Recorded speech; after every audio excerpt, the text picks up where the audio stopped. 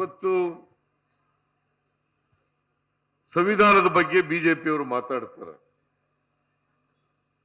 ಪ್ರಜಾತಂತ್ರದ ಬಗ್ಗೆ ಮಾತಾಡ್ತಾರೆ,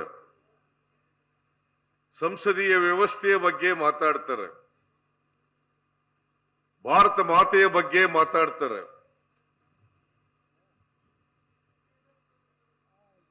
ನಾವೆಲ್ಲರೂ ಕೂಡ ದೇಶಭಕ್ತರು ಅಂತ ಮಾತಾಡ್ತಾರೆ. ನಾನು ಅವರಿಗೆ ಕೇಳ್ತೇನೆ, ಭಾರತೀಯ ಜನತಾ ಪಕ್ಷದವರಿಗೆ, ನೀವು ದೇಶಭಕ್ತರಾಗಿದ್ರೆ, ಭಾರತ ಮಾತೆಯ ಬಗ್ಗೆ ಗೌರವ ಇದ್ದಿದ್ರೆ, ಯಾಕೆ ನೀವು ಯಾರು ಕೂಡ ಸ್ವಾತಂತ್ರ್ಯ ಹೋರಾಟದಲ್ಲಿ ಭಾಗವಹಿಸಲಿಲ್ಲ? ಯಾರಾದರೂ ಒಬ್ಬ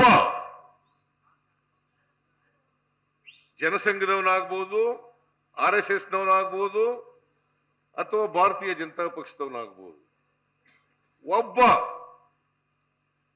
ಸ್ವಾತಂತ್ರ್ಯ ಹೋರಾಟದಲ್ಲಿ ಹೋರಾಟ ಮಾಡಿ ಹುತಾತ್ಮರಾಗಿರೋದನ್ನ ತೋರಿಸಿದ್ರೆ ನಾ ರಾಜಕೀಯದಿಂದ ಬಿಟ್ಬಿಡ್ತೀನಿ, ರಾಜಕೀಯನೇ ಬಿಟ್ಬಿಡ್ತೀನಿ.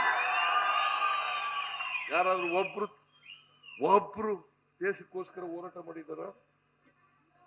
ಆದ್ರೂ ದೇಶಭಕ್ತರು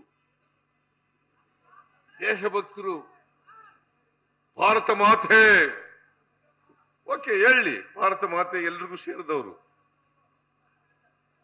ಭಾರತ ಮಾತೆ ಹೇಳಲಿಕ್ಕೆ ನಮ್ದೇನ್ ವಿರೋಧ ಇಲ್ಲ.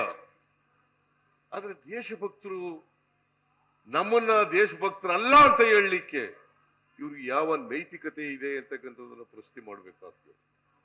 ಯಾವ ನೈತಿಕತೆ ಇದೆ ಇವರಿಗೆ? ಈ ದೇಶಕ್ಕೆ ಸ್ವಾತಂತ್ರ್ಯ ತಂದುಕೊಟ್ಟಂತ ಪಕ್ಷ ಯಾವುದು? ಕಾಂಗ್ರೆಸ್ ಪಕ್ಷ.